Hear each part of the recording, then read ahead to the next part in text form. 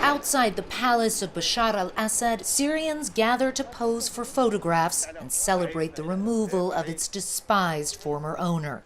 The public is not allowed inside the sprawling compound yet, where the courtyards stretch longer than a city block.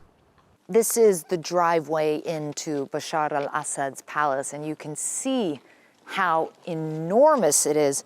There are still casings all over the ground from rebel celebratory gunfire as they swept in here and took control. At the entrance, an Iranian flag unceremoniously laid out for people to step on. Iran, one of the regime's staunchest allies. Where once foreign dignitaries roamed the halls, now rebel fighters have the run of the place. You can see blankets on the sofas in here. It looks like this is where the rebels are sleeping. And in fact, over here, you can see they've got some kind of a makeshift dining area going.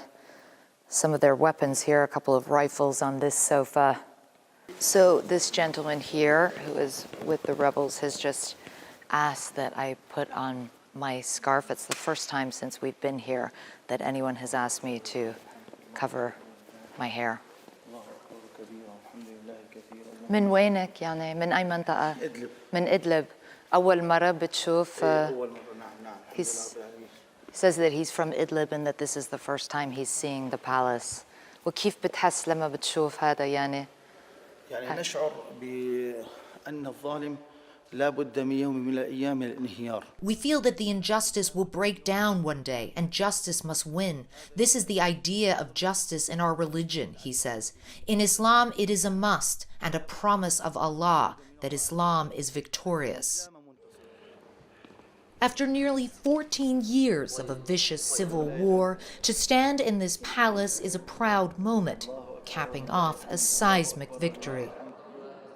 So the rebels here want to stress, they tell us, that it was not their group that ransacked this office when they first swept in. You could see actually some of the graffiti here that those first rebels wrote on the window. It says, Allah curse Hafiz's soul, Hafiz al-Assad being the father of Bashar.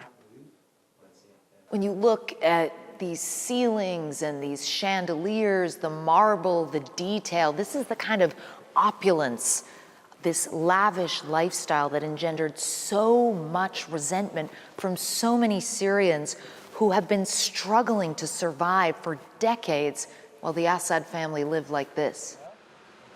In a warehouse, rows and rows of luxury cars, Ferraris, Lamborghinis, and classic Cadillacs. This was a dynasty that will be remembered not only for its brutality, but its deep corruption. Below the palace in the heart of Damascus, crowds gathered in Umayyad Square. Under Assad's rule, the Syrian people were forced to worship him. Now they finally have the freedom to celebrate his demise.